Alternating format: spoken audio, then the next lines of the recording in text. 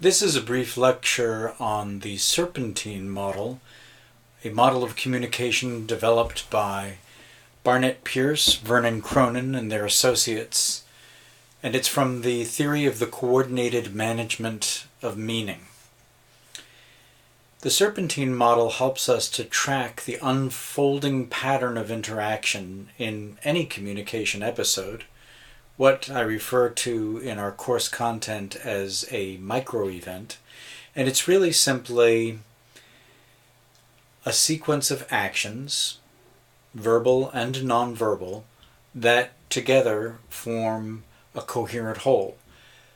Typical communication episodes include going out to dinner, having a discussion, running a meeting, having an argument, and so on. What you see here is a classic drawing of a serpentine model. It's a specific example related to a relationship between Roy and Jane. You see Roy's meanings down there at the bottom of the screen and Jane's up at the top. Their meanings are layered. They have multiple levels of meaning that guide their interaction. And if you were a part of the course in Module 1, you may recall the hierarchy model, which I'll reattach to the content area this time around, because these levels of meaning are really articulated there and discussed in some detail. What you need to know for our current purposes is that people make meaning at multiple levels. And here we see episode, relationships, self, culture, family. There's not a rigid set of levels that we can define here. There are some on that map that I will attach to the content area that are not included here, most notably complex systems and mystery, which are higher level orders of interpretation. And we'll discuss those. But for now, let's just look at how Jane and Roy are organizing their meanings. Need a little background on their story. This is a true story based on a mediation case that I worked on. Roy and Jane were recently divorced. They had 2 children. And the judge at their divorce trial, decided that because Jane had left the relationship, that's how it was punctuated, she had had an affair, she had moved out of the house, that Roy would get to keep the house entirely, and he would share equity in the home once the children were 18 years old. Both had reached that threshold. Then she would have her 50% of the worth of the house. That was some time away. The other part of the divorce settlement was that he would have physical custody of the children, and she would have visiting rights on 2 weekends a month, I believe it is, and also a couple of weeks during the summer. Jane was not happy with this, and she decided to appeal, to fight the decision. When she filed papers, the court clerk suggested mediation as a way to save money and perhaps solve this problem on their own, so they went to mediation. What was revealed in mediation was that they had many stories that followed a similar pattern, and we were able to identify a pattern of interaction that you see mapped here by the Serpentine Model. In Roy's story, he describes a traditional family setting, that's the cultural level, where he was dedicated to keeping the home and family intact.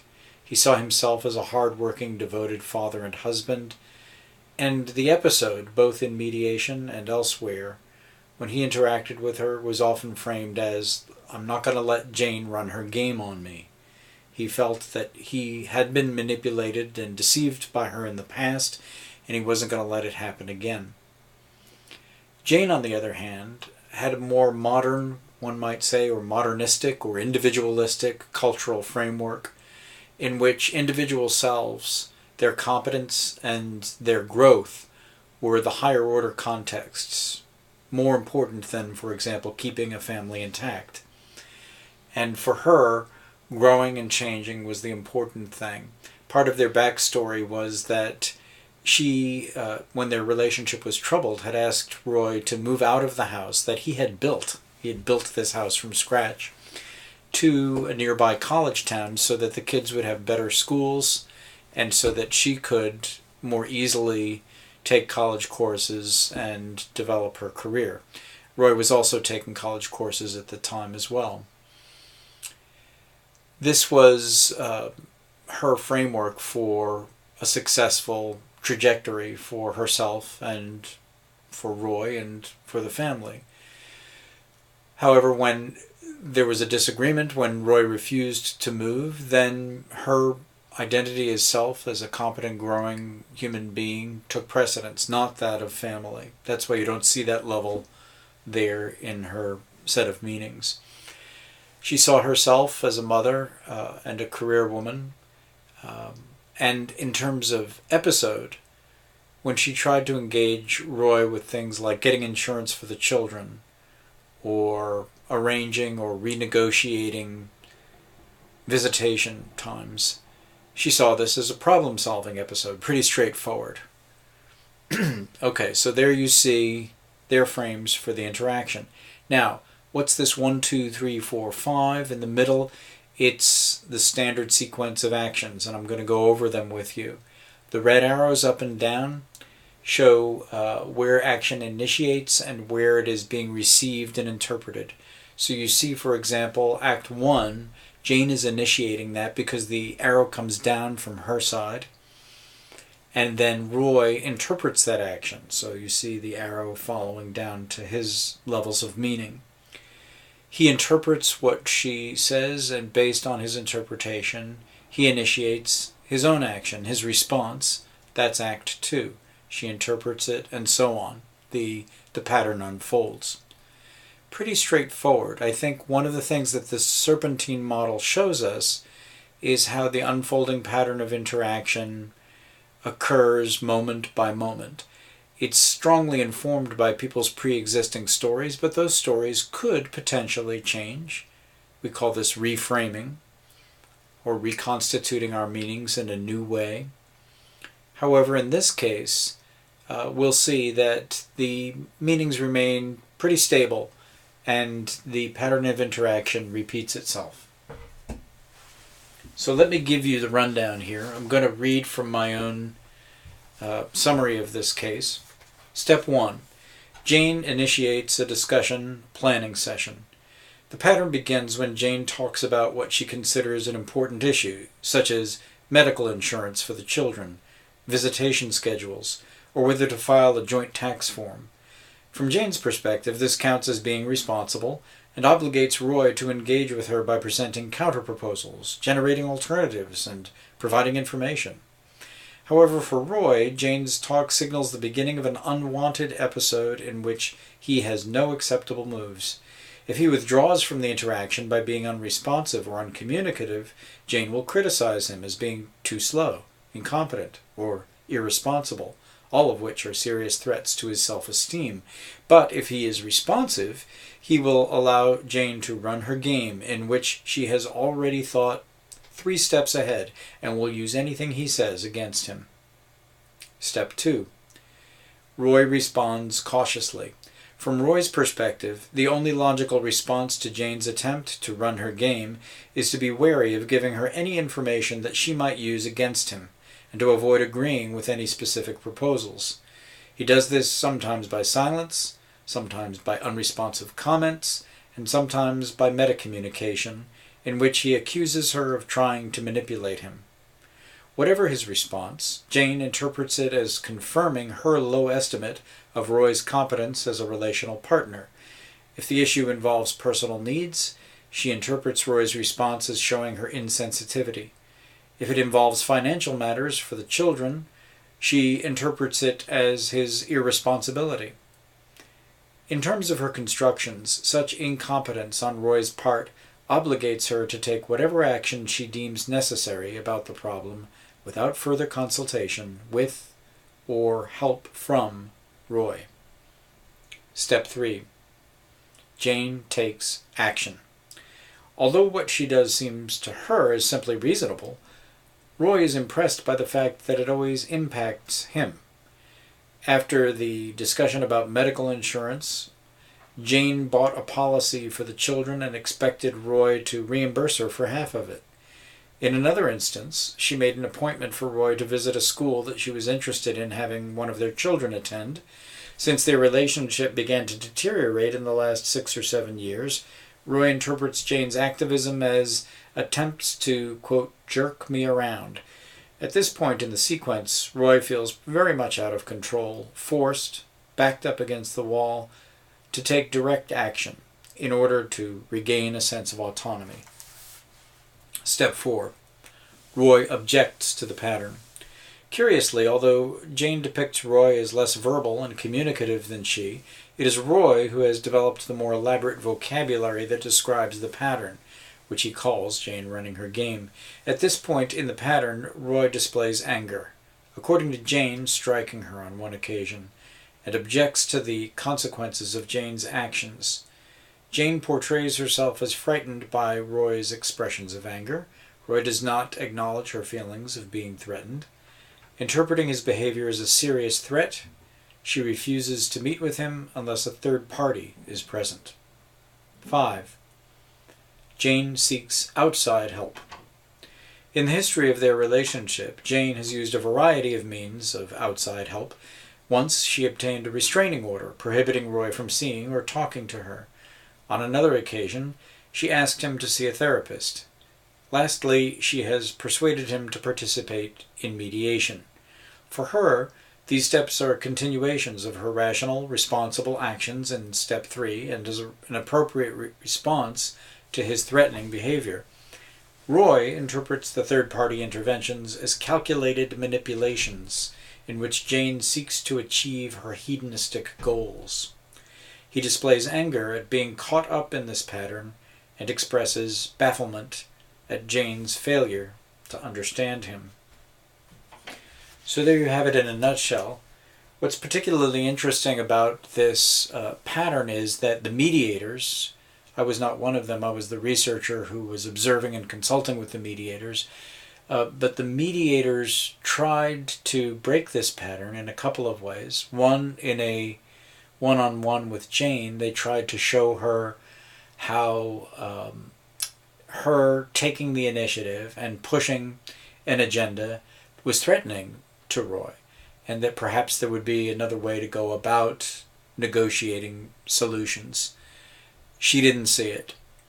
For Roy, the idea was if he came up with his own proposals, if he was more organized and had some kind of future vision, some ideas about how they could collaborate on insurance or the children's visitation or something, then he would have feel less manipulated and feel more a part of the negotiation. That didn't sell with him. So right there you have it. You got Roy, you got Jane, and you got the unwanted repetitive pattern. It seems very fatalistic to me. It feels very much like a foregone conclusion, and that's probably got a lot to do with how far down the road they were in terms of their embattled relationship, how strong this pattern had established itself, and also how tightly both of them held to their stories about what was real, what was good, and what needed to be done. This is a way to analyze a micro-event not only in a bitter conflict that seems like it has nowhere to go, but also in situations where we might have or feel that we have a greater range of choices. And honestly, even in the relationship between Jane and Roy, I believe that they did have a greater range of choices, even if they were going to stay split, even if they were going to have trouble negotiating some of these things. There were opportunities for reframing this interaction, for lightening up a bit, for giving more opportunities for the other person to save face, to have their way, to compromise, and so on. But this was not to be, at least for the time that we tracked this couple. So what are the implications for your understanding of micro events in your own life, your family life, your life with your friends, and of course, your life at the workplace? Well, first of all, you might be able to identify an unwanted repetitive pattern, or any interaction pattern that seems to be very clear or repeat itself, whether it's desirable or not. To do that, you would simply note the time and place that this usually occurs, the participants, and then you would try to note the precise sequence of events. Who speaks first, who initiates, what kind of action follows, and from whom, and so on. Once you've mapped out the sequence of interaction, you can begin to ask yourself, what are the stories that hold this interaction in place? And go act by act in order to understand how things are likely to be interpreted both on your side and on the side of the other. Let me give you another diagram, if I can get it here. Come on. There we go. Ah, there it is. This is a close-up and a different kind of drawing of the same basic idea. So you've got an action 1 and you've got an action 2 here in the center. There we go. Action 1, action 2. Here's them, whoever they are, and their stories. And here's me and my stories. And what we can see is, I've got the question marks up here because often the other person is at least part of mystery to us, and quite honestly we don't have access to the contents of their consciousness. It's always a guess, a working guess, an educated guess as to what other people are thinking, how they're framing an interaction. So that's why I have question marks up here.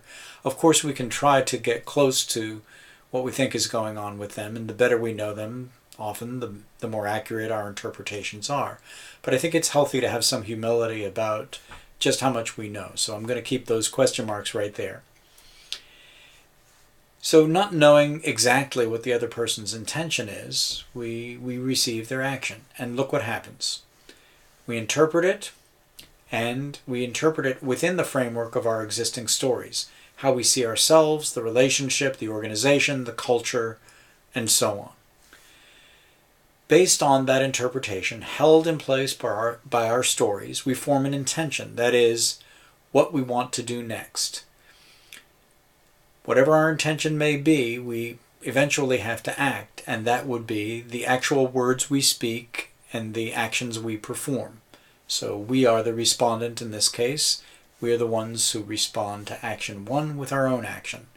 Once again, fueled by our interpretation, informed by our stories, and clarified by our intentions. Bingo, there comes the action. Now, why do we break things down so finely? There's a lot of reasons, but for me the primary reason here, and I really want to emphasize this, it relates to our study and practice of mindfulness, is that each of these circled places, and we have 1, 2, 3, 4, and then we've also got these question marks up here, which could also be an opportunity.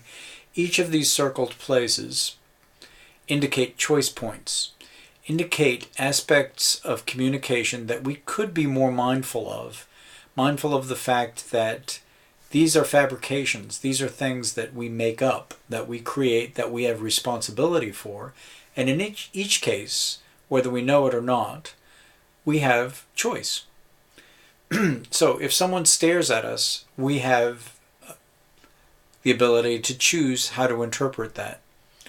If somebody says something to us that could be taken as an insult, we have a choice whether or not to receive it as an insult.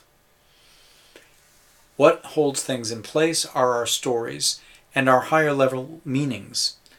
Higher level meanings. And why this is important? If self is the highest level meaning, or the most pertinent meaning in an interaction, we're more likely to get into trouble, into a struggle, into a battle, because we see ourselves as opposed to the other. It's just inherent in the nature of focusing on self. Self against the world, self different from other. if we focus on relationship or the other, which could be a separate level of meaning, then we're more likely to be taking their meanings into account and to have a more collaborative kind of conversation. If we're strictly operating from an organizational framework or rule without attention to the relationship, that could be a rigid and dogmatic interaction, which, if we're both on the same page, might work perfectly, but if we're not, if anything is slightly awry, if there are feelings involved that are different, if something emerges in the interaction that doesn't fit the framework, then we could be in trouble if we hold too strictly and tightly to an organizational definition of the interaction. Culture is often invisible to us, but can very strongly influence the interaction. I gave you an example in Module 1, and again, not all of you were there, so I'll reiterate this example for a moment. When I work in the prison doing Shakespeare plays with inmates, we form, in a sense, our own culture, a kind of third culture, which is neither the prison way of doing things, which there are certain rules that apply. For example, honor, respect, very strong model of masculinity, rigid roles, not expressing emotions, and so on. But the culture of performance, of education, of Shakespeare is much more creative, fluid, open-ended, and it's very interesting when those two cultures collide or integrate, actually. I say collide because they occasionally do. That's part of what makes this work interesting. This cultural background is largely invisible until we bump into a problem. And the problem that I described in our last course was one which I was trying to teach nonviolent communication, ironically. And I was interacting with a veteran of the project, asking him to demonstrate it, and he didn't want to.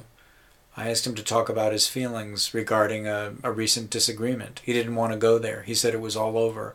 I asked him if we could look back at it. He said no. I said, okay, well, how are you feeling right now as I'm asking you about this? He said, I'm not feeling anything. He was just shutting down completely, and I wasn't letting go. I wasn't letting go because I thought that this episode, and we don't have that level named here, but that's another level of meaning, this episode of practicing nonviolent communication was critical to our organization, the Shakespeare Prison Project, and culturally it was the ideal way to deal with conflict. I thought that my relationship with this guy was solid and that it wouldn't be a big deal for him to simply demonstrate this with a conflict that I thought was very small and non-threatening, but I was misreading this pretty much at every level. So as I've been going back and looking at it, I've been looking at my interpretation, the stories I tell, my intention in persisting and insisting that he continued to speak with me, even after he had made it clear he did not want to. And I'm learning some things as I go back over it. Sometimes it takes some time. But I'll give you a quick example. So with action 1, let's say it came from him, and it was, no, I don't have any feelings. My interpretation is that's nonsense. And if that's nonsense, then he's stonewalling.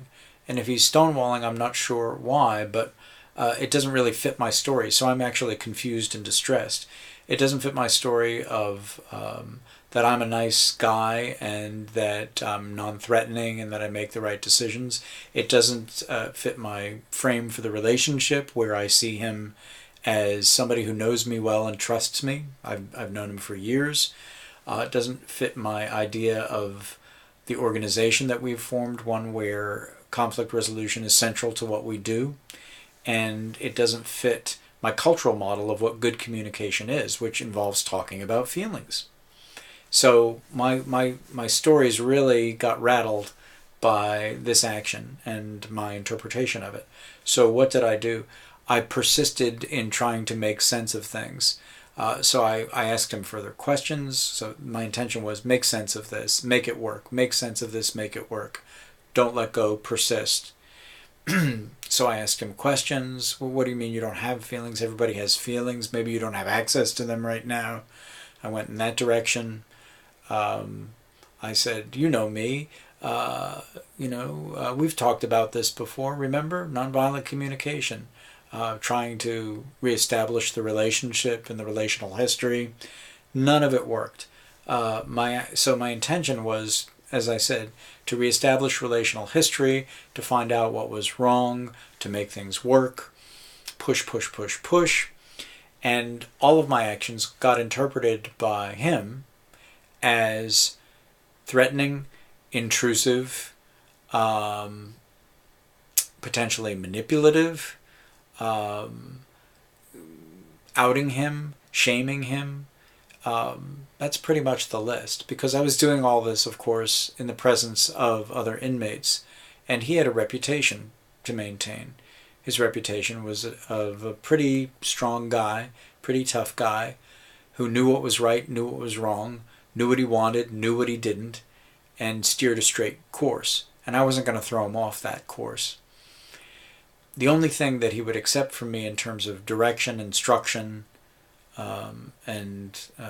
I guess you could say commands, would be anything related to Shakespeare, directing Shakespeare. Memorize your lines, try the part this way, walk in from stage left, and so on. But when it came to communication, that was off bounds, out of bounds for him. It was too intense, too personal, made him too vulnerable. Okay, so I did eventually find out more about his perspective simply by reflecting on what a lot of stuff that I already knew, but in the moment, in the heat of the interaction, I didn't have access to. This tells us a lot about conflict and how it's manufactured. So please don't see this just as a unique story, idiosyncratic to my own experience. We all do this, folks. We all do this. We lose access to other people's perspective and stories. We're not open to it. We're not curious about it. We don't receive it. We don't contemplate it because we're caught up in our own stuff. So that's one thing that the model can show us. But it also shows us that we have choice points. Again, we can choose, we can be mindful of our interpretations, and we can choose alternative interpretations. We can be mindful of our stories and we can change them. We can be mindful of our intentions and we can shift those, and we can be mindful of our actions. There's more than one way, for example, to fulfill an intention. I wanted to fulfill the intention. One of my intentions was to demonstrate the model of the nonviolent communication. I could have done that by interacting with another guy in the room, another inmate, who I knew was ready, willing, and able to do so. So why didn't I shift gears? I was locked in. I didn't consider alternatives at that moment. It seems, with 20/20 hindsight, of course, and looking at it from an observer perspective, it's always so easy to say, oh, well, why did you do that? That's so ridiculous. That's so closed-minded or short-sighted. But we all get caught in these patterns. They don't have to be this intense necessarily, but they could well be. What I'm going to ask you to do for your next assignment is to break down an interaction that you have with a family member, a friend, in a community organization, or, of course, in the workplace, and to just see what you might learn by tapping into the model. And I'll give you a series of questions that'll be right here on the content page. You'll see them below. But that's what we're going to do with this analysis of micro events. I hope all this makes sense. If you have any questions, just shoot me an email, and